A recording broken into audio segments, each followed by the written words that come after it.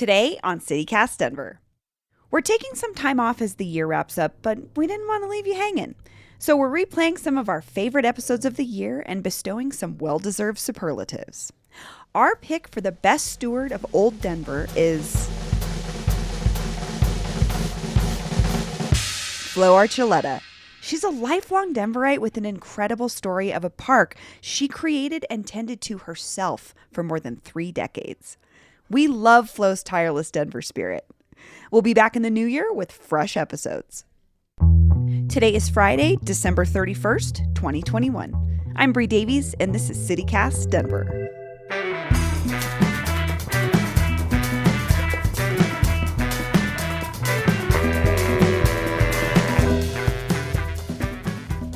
At the southwest corner of 14th and Lipan in La Alma Lincoln Park sits an inconspicuous plot of land. Surrounded by single-family homes, duplexes, and apartments, it's a small green space lined with trees, beautiful flagstone, and lots of shady places to sit. It's not officially part of the city's park system, but the Jerry Martinez Family Memorial Park is in every other sense a neighborhood park, thanks to longtime Westside resident Flo Archuleta, who for the past 30-plus years has picked up trash, watered and cut the grass, and acted as a steward of this land. She's watched her neighborhood change all around this park, going from a part of the city where gangs ruled the streets to a place where real estate agents and developers are now making millions off these tiny, historic homes. And now, it looks like her park might be sold off too. Wow, the trees are great. This is beautiful. I've driven by it a million times. Yeah. It's lovely. We have a lot of people who come here. It's great. People who work and come over and have their lunch. Yeah, it's perfect for that. My producer Paul Caroli and I arranged to meet up with Flo Archuleta in her park this past weekend. She showed up with her daughter Natasha, her granddaughter Shemaya, and her great-grandson Azarias Lazarus. So the reason I wanted to talk to you was we did a story a couple of weeks ago about the Historic and Cultural District in La Alma Lincoln Park. And my friend Anthony Garcia, our mutual friend, reached out to me and said, hey, that's an interesting concept and everything, but I have this friend Flo, and she lives in this neighborhood, and she's going through this situation with the park, and it just seems contradictory to me that they're doing this project to preserve the neighborhood, but my friend Flo might be losing this park that she's been taking care of for 30 years. 31 years. 31 years. And so how did this park come to be? Okay, it was full of weeds and debris, broken couches, chairs, and gang was controlling this little area here. It was all fenced up, and they used to come here at night and cause problems for the people in the community. And this went on for years, and one time there was a payphone right here at the corner, and I was on the payphone there with my children. I came to the phone to call my son, and when I was on the phone with him, I could hear hollering and carrying on in the background. And one of the young men jumped over the fence and went up to me and hit me with the radio. It was one of those big radios they used to use at the time. Yeah. And he said, "You're not allowed to come over here when we're having yeah, that's a hard word for me to say. But anyway, they were doing that. And they were beating on somebody. So they were doing a gang initiation in the park, in this plot of land that we're in right now. That was housing authorities' property. And it hadn't been maintained in many years. It was just the same way. It was full of weeds, debris, broken bottles. People were getting stabbed, shot at. And, it was a mess right here. So when he hit me with the radio, my son said, "Mom, what's going on?" And I said, "This guy just hit me over there with the radio and told me to get off the block." And he said, "I'll be over there shortly." And he brought some of his friends that used the projects were there. And he said, we're going to go over there and have a talk with these guys right now because I'm tired, and so is all the neighborhood, of what they're doing, going around beating people up, and nobody's doing anything about it. Yeah.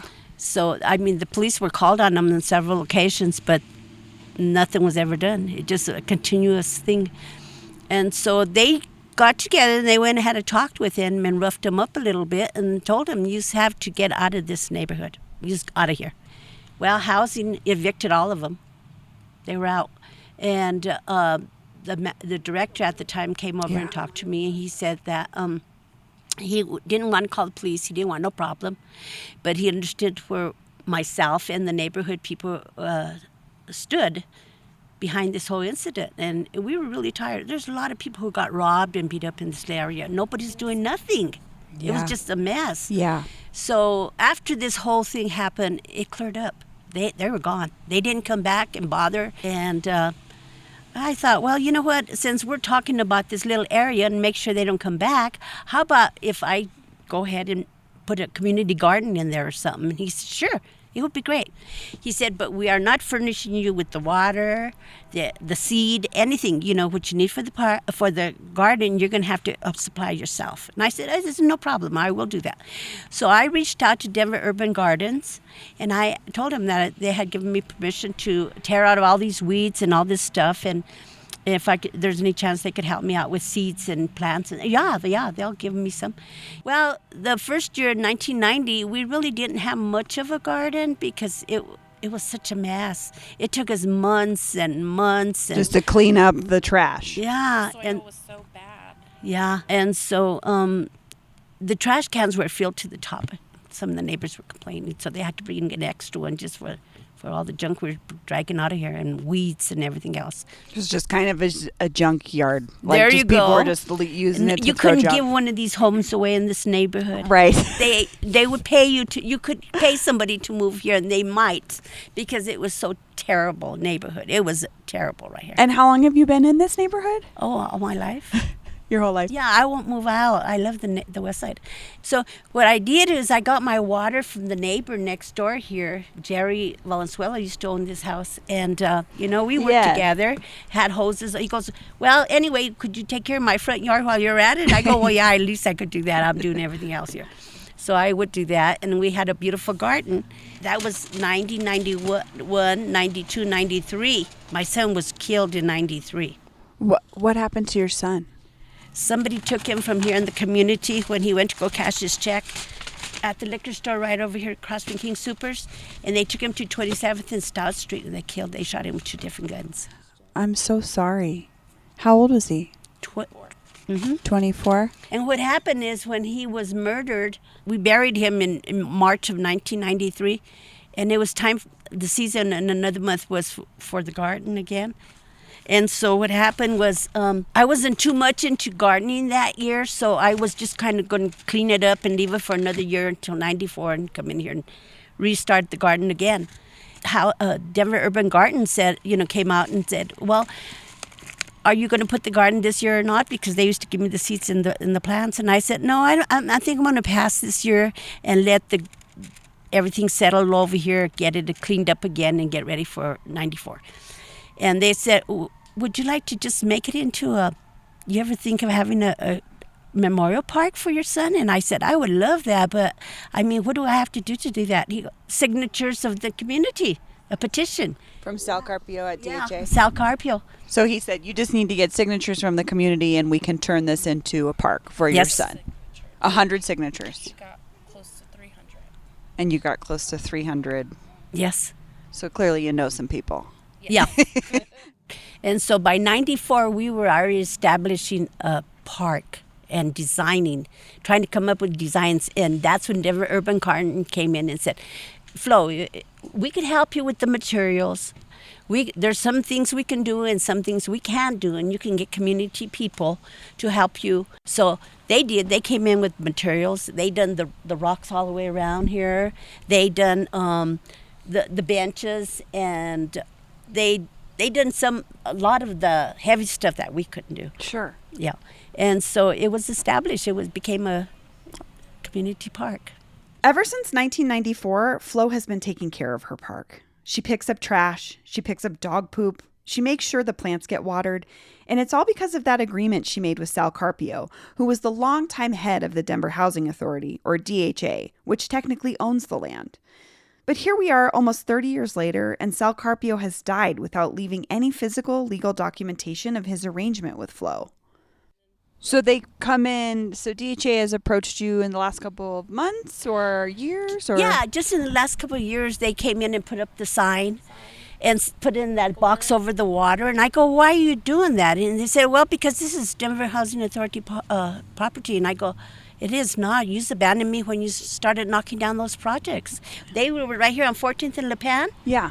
and they left from here. They moved out. Well, we had a meeting with them not too long ago, and they said they wanted to, they were thinking of selling the property to real estate, and that, they To wanted build to build affordable something housing. here. Mhm. And I said, that doesn't sound, you're not doing that to my son's park. This is my park. You are not taking it from me. No, it's not going to happen. Because it's not their property anymore. They done lost it. Yeah, you've taken care of it for decades. 31 years. That's a long time.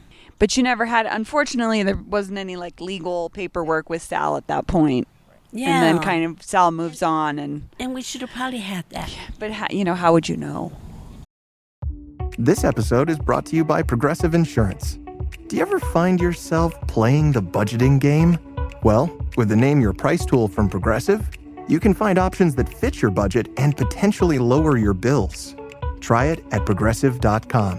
Progressive Casualty Insurance Company and Affiliates. Price and coverage match limited by state law. Not available in all states.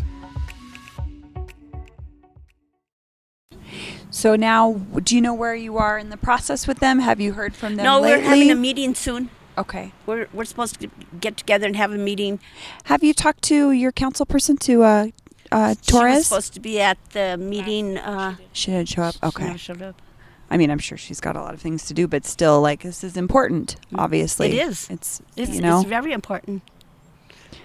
I feel like they want to cheat me out of my park. Yeah. And I don't think that's right.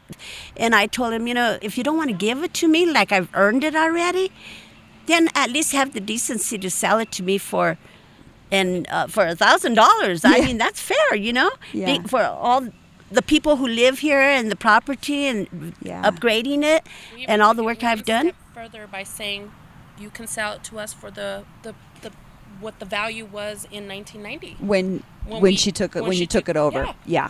Yeah. We will accept that. Which was very different than That's- it is at this That's moment. very different. than It's what it's it is really now. hard for them to understand the work that went into this park and the Yeah. years. I could have retired from a job at 31 years. This is my job. Yeah. I've had it from the day my son Yeah. passed on. He used to be part of the garden, and he used to help me He with used to it. help with the garden. Mm-hmm. Yeah. And makes you wonder because this case was never solved. Really? Yeah, Really? I'm sorry. you wonder who killed him.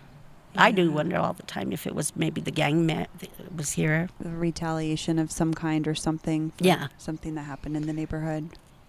Yeah. So- You've seen a lot in this neighborhood, Yeah. obviously. But it's not like that any longer, No. and people feel secure here now.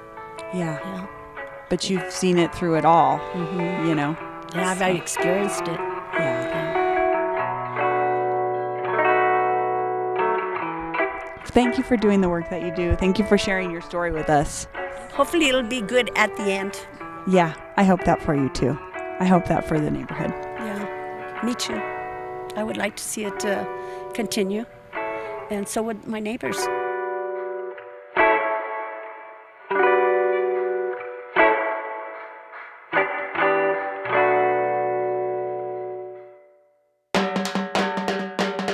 Hey, producer Xandra McMahon here, wishing you a very happy new year on behalf of the whole CityCast Denver team. We are so grateful that you chose to spend time with us this year, and we're so excited for more CityCast in 2022.